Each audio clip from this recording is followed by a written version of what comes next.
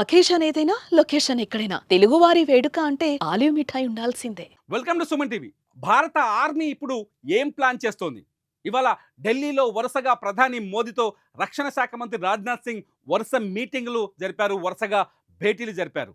కశ్మీర్పై ఎప్పుడైతే ఉగ్ర దాడి జరిగిందో ఇప్పటికే పాకిస్తాన్పై అతి కఠినమైన నిర్ణయాలు తీసుకుంది భారత ప్రభుత్వం.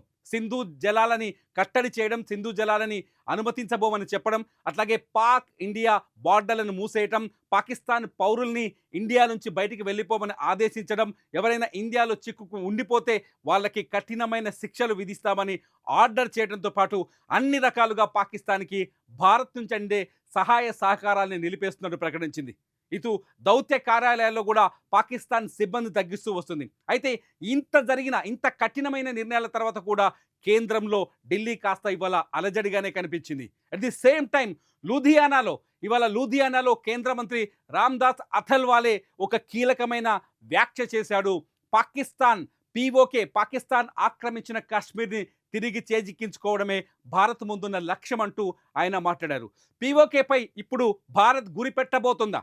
పాకిస్తాన్ ఎల్ఓసిని దాటి ముందుకెళ్లి పీఓకేని స్వాధీనం చేసుకునే అవకాశం ఉందా? ఇప్పుడు అదే చర్చ దేశవ్యాప్తంగానే కాదు, ప్రపంచవ్యాప్తంగా జరుగుతోంది. ఈ నేపథ్యంలోనే పీఓకేపై గురి పెట్టడం వల్లే చైనా పాకిస్తాన్కి మద్దతు ప్రకటిస్తోందా? ఇదంతా అతిపెద్ద చర్చగా జరుగుతుంది దేశవ్యాప్తంగా.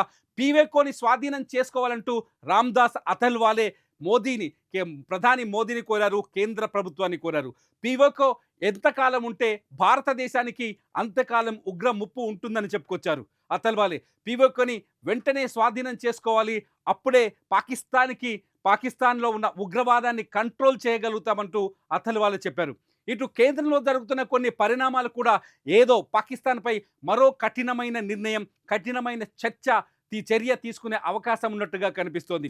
ఇవాళ రక్షణ మంత్రి ప్రధాని మోదీ పదే పదే భేటీ అయిన తర్వాత పాక్పై ఎటువంటి గురి పెట్టబోతున్నారు? పాక్పై ఏదైనా చర్యలు తీసుకునే అవకాశం ఉందా? సైనిక చర్య చేపడతారా, లేకపోతే వైమానిక చర్య చేపడతారా ఏంటనేది ఇప్పుడు ఆసక్తికరంగా మారింది. ఇప్పటికే భారత బలగాలని బోర్డర్ చుట్టూ అప్రమత్తం చేశారు. అరేబియా సముద్రంలో నావికాదళం చాలా సిద్ధంగా ఉంది. ఏ క్షణమైనా దాడిని ఎటువంటి పరిస్థితులైనా ఎదుర్కోవడానికి రెడీ అని చెప్పేసి నిన్న ట్విట్టర్ వేదికగా ఇండియన్ నేవీ ప్రకటించింది. ఇటు సెంట్రల్ సెక్టార్లో కూడా ఇండియన్ ఆర్మీ ఫోర్స్ తమ శక్తి సామర్థ్యాన్ని చూపించింది. ఇండియా దగ్గర ఉన్న అత్యాధునిక రాఫెల్ లాంటి అత్యాధునిక యుద్ధ విమానాల సామర్థ్యాన్ని ప్రదర్శించింది. ఇటు ఆర్మీ కూడా కశ్మీర్లోని అన్ని వ్యూహాత్మక ప్రాంతాల్లో డిప్లాయ్ చేసింది. ఎటువంటి పరిస్థితుల్లో ఏ సీన్ ఎదురైనా అటాక్ చేయడానికి రెడీగా ఉంది. ఎల్ఓసి చుట్టూ పాక్ కాల్పులు జరుపుతున్నప్పటికీ వాళ్ళని ఎప్పటికప్పుడు తిప్పికొడుతోంది.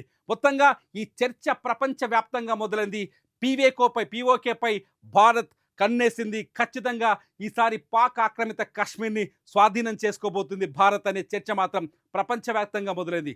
ఇటు తాలిబన్లు కూడా పహల్గామ్లో జరిగిన దాడిని ఖండించడం, తాలిబన్లకు కూడా పీఓకే కొంత, ఆఫ్ఘనిస్తాన్కి కూడా పీఓకే కొంత నష్టంగా పరిణమించడంతో పీఓకేపై భారత్ ఖచ్చితంగా చర్యలు తీసుకోబోతుందని ఒక చర్చ అయితే మొదలైంది.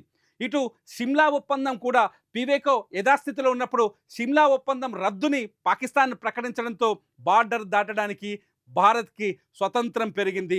ఆక్రమిత కాశ్మీర్లో అడుగుపెట్టే శక్తి భారత్కు వచ్చింది. ఈ నేపథ్యంలో పీఓకేని స్వాధీనం చేసుకునేందుకు భారత్ ఏదైనా వ్యూహం రచిస్తుందని మేధావులు చెప్తున్నారు. డిఫెన్స్ ఎక్స్పర్ట్స్ అయితే చాలా స్పష్టంగా చెప్తున్నారు, పీఓకే పైన భారత్ గురిపెట్టే అవకాశం ఉందని చెప్తున్నారు. ఏ క్షణమైనా భారత్ ఒక కఠినమైన చర్య తీసుకునే అవకాశం కనిపిస్తోంది. ఏ క్షణమైనా ఆ అవకాశం పీఓకేనే కావచ్చనే చర్చ కూడా జరుగుతుంది. ఒకవేళ భారత్ ముందడుగు వేస్తే పీఓకే వైపు వేస్తుందా, లేకపోతే నేరుగా పాకిస్తాన్తో యుద్ధానికి సిద్ధమవుతుందా అన్నది ఇక్కడ ఆసక్తికరమైన ప్రశ్న. మరి మీరేమనుకుంటున్నారు? పీఓకేని స్వాధీనం చేసుకోవడమే ఇప్పుడు భారత్ ముందున్న లక్ష్యమా, లేదంటే పూర్తిగా పాకిస్తాన్నే టార్గెట్ చేస్తే బాగుంటుందని భావిస్తున్నారా? ఇంతకీ భారత్ ఎటువంటి చర్యలు తీసుకుంటే బాగుంటుందో ఈ వీడియో కింద కామెంట్ చేయండి. చూస్తూనే ఉండండి సుమన్ టీవీ.